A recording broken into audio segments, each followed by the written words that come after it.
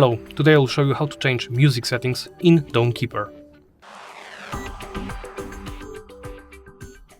First, go into Options, then right here in the audio section, change the frequency of cycles without music.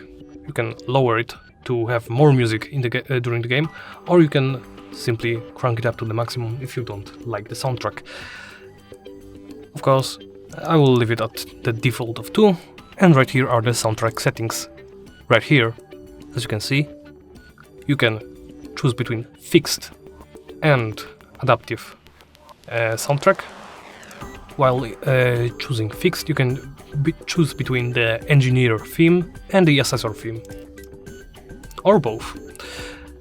And that's it. When you're happy, simply tap OK and tap Apply. Thank you for watching, and please remember to comment, like and subscribe.